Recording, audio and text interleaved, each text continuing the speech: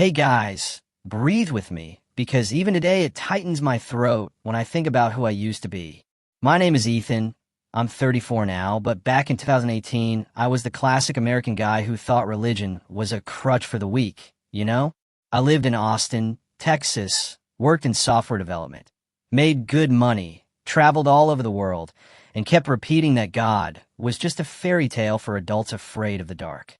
Whenever someone brought up faith at the bar table, I'd show up laughing. Show me the evidence, bro. I was even proud of being an atheist. I thought it put me on some intellectually superior level. I grew up hearing my mom, back in Mobile, Alabama, beg me to at least respect Jesus. I'd shut her down instantly. Mom, stop it. The cross is just 2 pieces of wood and 2,000 years of genius marketing. I went out drinking craft beer, clubbing, hooking up with whoever showed up, because, according to me, life was one shot and had to be lived to the max. Relationships ended because the girls got tired of hearing me mock their church. Friends too. I was that guy who turned every serious conversation into a meme. On the inside, I felt a huge emptiness, but I filled it with work, the gym, science podcasts, anything that made me forget. I thought emptiness was just a side effect of being woke. Weeks before the flight, I was in a bar in downtown Austin, and a friend told us that his sister had survived a really bad accident. I said straight out, deliverance? It's just luck, man. When luck runs out, game over. Nobody up there is watching over anybody. Everyone gave that nervous laugh and changed the subject fast. I walked out of there feeling like the king of reason, the guy who sees the Matrix. Little did I know life was about to give me the biggest reality check ever. Back then, I thought control was everything. I planned every detail: career, investments, next trips. I was about to fly to Santiago, Chile, to close $1 million contract, full of arrogance in my chest, thinking nothing could touch me. I was untouchable, you know? I looked at believers with pity, thinking they lived in an illusion. If I had known that in just a few hours I'd be screaming the name, I'd mocked my whole life. It was in that I own the world mindset that I boarded that plane at Austin Bergstrom International. Carry-on bag, AirPods in, playlist full of atheist songs. Yeah, I actually like that. And that smirky smile of someone who thinks he's already cracked the whole universe. If I had known what was coming, man, I would have dropped to my knees right there at the boarding gate. But no, I sat in 14A, buckled my seatbelt, and thought, another smooth flight, another winning day. I had no idea that those were my last minutes in a life without Jesus. I was there in 14A, window seat, drinking my black coffee, staring at the clouds like someone looking at a PowerPoint. Pretty but meaningless. The plane took off smoothly, flight attendants smiling, everyone on their phones.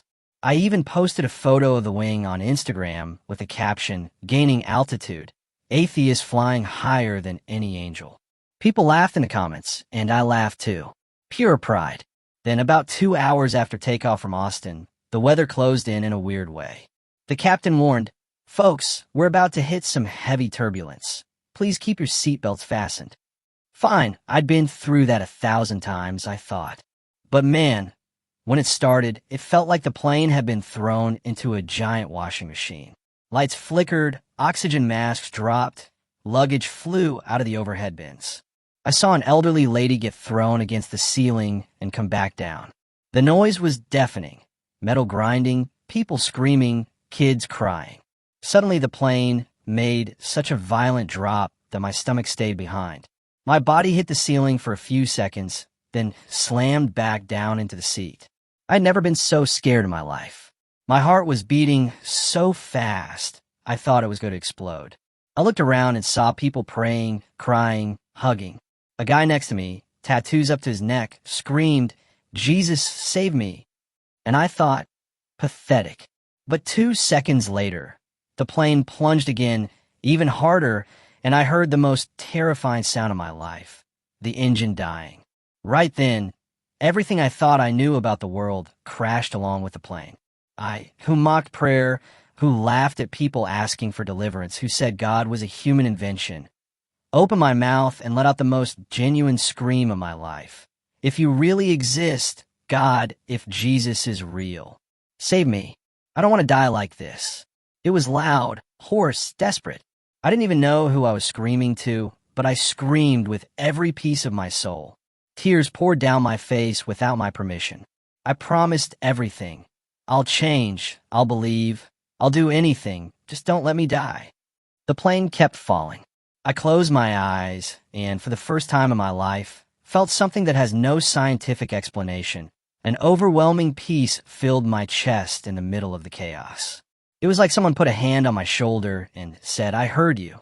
I didn't understand anything, but that presence, man, that presence of God was real. And the plane was still falling. The impact felt like a truck hit my soul. A blast that wiped everything. Light, sound, thought. I felt the plane tear apart. Icy water rushing in within seconds, pressure crushing my chest. I was still strapped in, my body being dragged down by a force you can't fight. The darkness of the ocean swallowed everything. I opened my eyes underwater, and all I saw were bubbles, pieces of the plane, floating luggage, bodies, and absolute, terrifying silence. I knew it was the end. My lungs were burning. I couldn't hold my breath anymore. The last thought I had was, so this is it. I was wrong, and now it's too late. I opened my mouth, ready to accept the water, and then the impossible happened. A light, man, a white, warm, living light appeared deep in the ocean. It wasn't a lighthouse, wasn't a reflection, wasn't drowning hallucination. It was a light that felt like it knew me. And inside that light, I felt him. Jesus. Not an image, not a booming voice. Just pure presence. God's presence filling every cell of my body. Suddenly, I wasn't afraid anymore. The panic disappeared. I felt a gentle push like invisible hands unbuckling me and lifting me upward. I didn't swim hard. I was carried. I went up, until my head broke the surface. I coughed, spit salt water, but I breathed. Really breathed. I looked around. Pitch black night. Huge waves. Debris on fire in the distance. I was the only living person screaming in the middle of the Atlantic. I floated there, I don't know for how long, clinging to a piece of seat, crying like a child, crying from relief, crying from shame, cry because I knew I had just lived a miracle. Ethan, the atheist who mocked everything, had been saved by the one I denied my entire life. There, drifting between life and death, I made a real promise. Jesus, if you get me out of here alive, I'll live for you. I'll tell the whole world what you did for me today. The current dragged me, the cold cut through my bones, but inside me there was a fire that no water could put out. I felt God's presence so strongly, I even forgot the exhaustion. Then I saw it, floating toward me, a wooden cross, drifting calmly, like it had been placed there just for me. I grabbed that cross and cried even harder, because I knew it wasn't coincidence. It was deliverance. It was Jesus saying, "I heard you when you called my name." I don't know how long I stayed holding on to that wooden cross. Hours? Days? I lost all sense of time. All I know is that at some point the sky began to lighten, the sea calmed, and a gentle wave pushed me toward shore. When I opened my eyes, the sun was rising, red and huge, like the sky itself was bleeding glory. I was lying on a beach I'd never seen before, on a tiny patch of land I later learned was an islet near the Cayman Islands. White sand, palm trees, silence, and I was alive. Alive. The cross was still in my right hand, like it had been glued there. I sat up slowly, my whole body sore, cuts everywhere, clothes torn, but alive. I looked at that improvised cross, two pieces of airplane wood tied together with a seatbelt, and started laughing and crying at the same time. Laughing from shock, crying from gratitude. Because, man, there was only one explanation. Jesus had carried me there. I, who used to say the cross was just a symbol of suffering, now held my own cross like the greatest trophy of my existence. In that moment, I understood. He didn't just save me from death. He saved me from myself. I stood up, staggering, looked at the horizon, and prayed my first real prayer. It wasn't pretty. It was broken, hoarse, full of "I'm sorry" and "thank you." I said, "Jesus, I was an idiot. I denied you, mocked you, spit on your name, and still you brought me here. I don't deserve it, but I accept it. Teach me to live for you now." And when I finished speaking, I felt that overwhelming peace again, like he had placed a hand on my head and said, "Welcome home, son." There in the sand, I began the most radical life change anyone could imagine. I threw away every piece of the old Ethan. I promised never again to mock anyone's faith. I promised to tell this story as long as I had breath. And you know what's crazy? At that exact moment, I heard an engine in the distance. I looked up and saw a rescue helicopter approaching. I raised the cross with both hands, shouting and crying. They saw me. They came. I was the only survivor found alive. The only one. When the helicopter lowered, I looked at the cross one more time and whispered, "I know it doesn't end here. You have a purpose for all this, don't you?" And I felt in my heart that yes, this was only the beginning of the greatest transformation I could ever imagine. When the helicopter lifted me, I was still holding that cross like it was the most valuable thing on earth. The rescue guys gave me weird looks, but said nothing. In the hospital in Grand Cayman, the doctors couldn't believe it. I had mild fractures, hypothermia, cuts, but no serious injuries. The pilot later said no one survives more than 40 minutes in that freezing ocean at night. I stayed afloat for 11 hours. 11. They called it a medical miracle. I knew it wasn't medical at all. It was Jesus. The first days in the hospital, the press went wild. Only survivor of American Airlines Flight 237. Interviews, cameras, reporters wanting to know how I escaped. I tried to explain. I cried out to Jesus, and he saved me. Then came the surprised faces, the awkward silence. A CNN journalist even asked, "Do you think you suffered any head trauma that might have caused hallucinations?" I laughed, really laughed, because I knew that people who haven't lived it don't understand. God's presence in the depths of the ocean was more real than the microphone in my face. I went back to the United States as a different man. When I got to Austin, my mom burst into tears when she saw me. She, who prayed for me every day, could only say, "I knew Jesus wouldn't give up on you." And I cried with her. I knelt down and apologized for every time I mocked her faith, Jesus. I started going to church the next day. I, who had never opened a Bible, devoured it page by page. Every verse felt like it was written for me. Isaiah 41 verse 10 became my motto. "Fear not, for I am with you."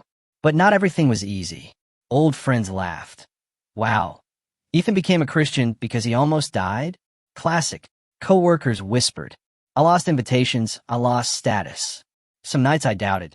Did I go crazy? But then I grabbed that wooden cross that I still keep above my bed and remember, it wasn't a dream. It was deliverance. It was real transformation. And you, listening to me now, have you ever lived a moment that only God could explain?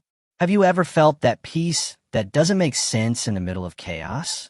Tell me in the comments, because I know a lot of people have lived this, but are still ashamed to talk about it. Don't be. The same Jesus who pulled me from the bottom of the ocean is dying to pull you from whatever bottom you're in today. Today, 7 years later, I wake up every day and the first thing I look at is that wooden cross on my bedroom wall. It's worn out, stained with salt water, but to me it's the most beautiful trophy in existence. I'm not the old Ethan from Austin who lived to prove God didn't exist. Now I live to prove that he does, that he saves, transforms, and gives purpose even to the most lost sons. I left the six-figure tech career, sold almost everything, and started traveling to tell this story. I've spoken in favela churches in Brazil, in stadiums in Nigeria, in tiny rooms with 10 chairs in Europe. I cried with former Muslims who found Jesus. I've hugged widows who lost everything and still praised. And everywhere I go, I see the same sparkle in people's eyes. People who understand that a miracle isn't just surviving a crash. It's letting Jesus come in and live inside a broken heart. I married an incredible woman who also had her own deliverance story. We pray together every morning, and we're raising our 2 kids to know the Jesus who carried me in the ocean. When my oldest son, Caleb, asked why I cry every time I tell the airplane story, I said, "Because I remember how blind I was, son, and how big Jesus' love is to forgive a man like I used to be." Some days I miss the old Ethan, the one who had no commitment to anything but himself. But then I remember the taste of salt water filling my lungs, the light in the ocean, the floating cross, and the nostalgia dies instantly. Because I know exactly where I would be today if Jesus hadn't pulled me out of there. In a coffin at the bottom of the Atlantic, nameless, without salvation, without hope. I keep repeating this. The same God who gave me a second chance is knocking on your door right now. You don't have to wait for a plane to crash. You don't have to drown. He's right there beside you, waiting for you to call his name, not out of desperation, but out of love. Because when we truly surrender our lives, the transformation hits so hard that people who knew us before don't even recognize us anymore. 7 years after the crash, I returned to that same little islet near the Cayman Islands. I went by boat, alone, with a wooden cross in my backpack. I arrived in the late afternoon, calm sea, orange sky. I knelt in the sand where I woke up alive and buried a Bible in the exact spot where the wave left me. I left a simple plaque. Here, Jesus saved a lost atheist. He can save you too. I cried so much the salt from my tears mixed with the salt from the ocean again. Because that's where I finally understood my story isn't about me. It's about him. About deliverance.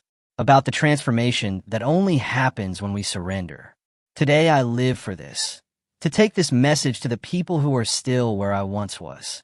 To the guy who laughs at faith at the bar. To the girl who thinks God forgot about her. To the addict who thinks there's no way out. To the proud atheist who thinks he knows everything. I've been every one of them.